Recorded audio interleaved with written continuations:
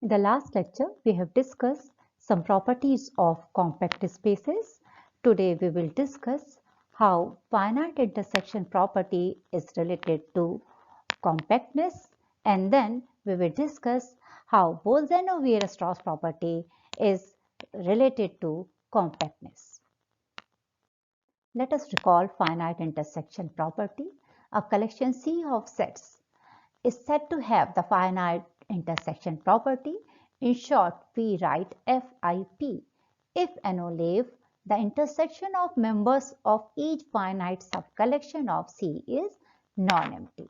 That is, a collection of sets C lambda, lambda belongs to capital lambda, where capital lambda is any arbitrary set, has the finite intersection property if and only if for every finite subset lambda dash of lambda, intersection of C lambda, where lambda belongs to lambda dash, is non-empty. Now we have a theorem which shows that there is some connection between finite intersection property and compact spaces. Now the theorem states that a topological space is compact if and only if every collection of closed subsets of X with finite intersection property has a non-empty intersection. Let us prove this theorem.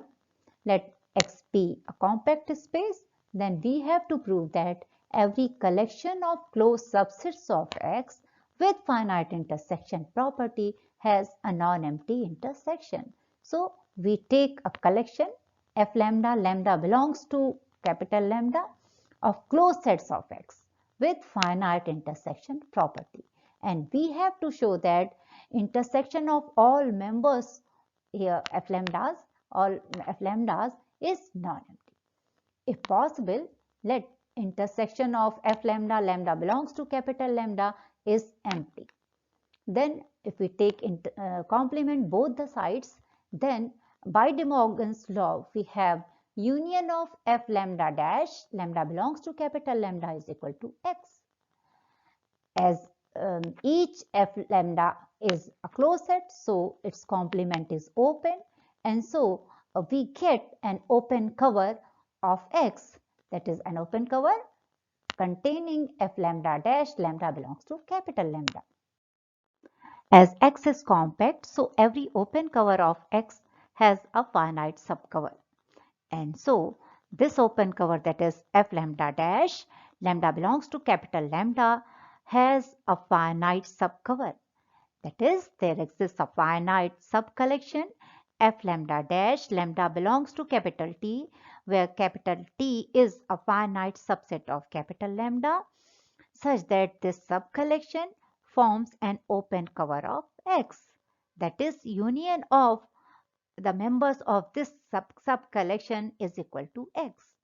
If we take complements both the sides and we use De Morgan's law, then we get intersection of F lambda, lambda belongs to capital lambda, is empty.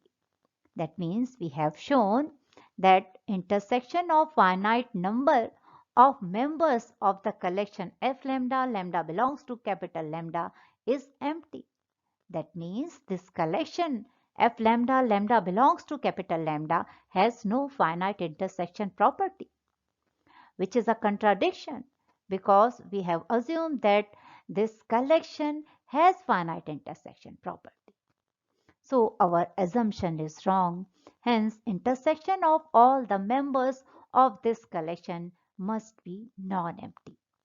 Conversely, let every collection of closed subsets of X with finite intersection property have a non-empty intersection. Then we have to show that X is compact. That means we have to show that every open cover of X has a finite subcover. So we take an arbitrary open cover of X and we shall show that that open cover has a finite subcover. So let G lambda, lambda belongs to capital lambda, be a collection of open sets such that this collection forms an open cover of X, that is union of the members of this collection is equal to X. If we take complements both the sides and we use De Morgan's law, then we get intersection of G lambda dash, lambda belongs to capital lambda is empty. As each G lambda is open, so the collection G lambda dash, lambda belongs to capital lambda, is a collection of closed sets in X with such that intersection of G lambda dash, lambda belongs to capital lambda is empty. We have assumed that every collection of closed sets in X with finite intersection property has a non-empty intersection, and here we have a collection of closed sets such that intersection of members of this collection is empty. So by hypothesis it has no finite intersection property. So there exists a finite subset T of capital lambda such that intersection of G lambda dash, lambda belongs to capital T is empty, because this collection has no finite intersection property. So we can get a finite subcollection of this collection such that intersection of the members of that finite collection is empty. If we take complements both the sides and we use De Morgan's law, then we get union of G lambda, lambda belongs to capital T is equal to X. So we have shown that the open cover G lambda, lambda belongs to capital lambda of X has a finite subcover. Hence X is compact. Now we shall discuss how Bolzano-Weierstrass property is related to compactness of a topological space.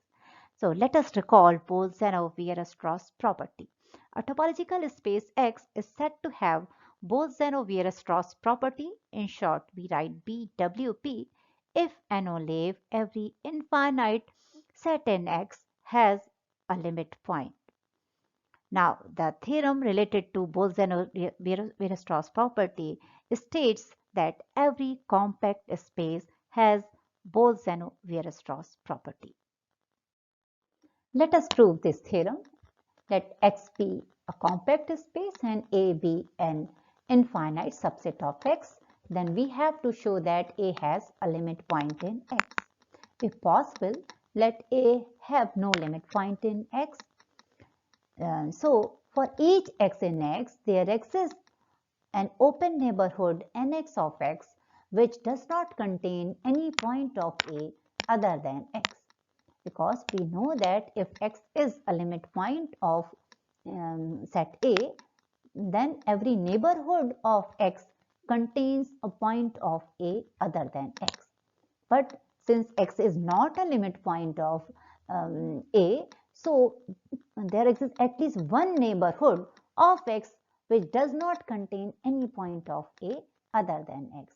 And since we know that every neighborhood contains an open set, so we can get an open neighborhood Nx of X which does not contain any point of A other than X. So the collection Nx, X belongs to capital X, is an open cover of X, because corresponding to every point of X we have an open set Nx. So we get a collection which forms an open cover of X. As X is compact, so there exist finitely many points x1, x2 up to xn in X, such that X is equal to union of nxi. I varies from 1 to up to n. And so A is contained in union of nxi. I varies from 1, 2, 3, 4 up to n. As each nxi contains at most one point of A, and so union of nxi, I varies from 1, 2, 3, 4 up to n, contains at most n points of A.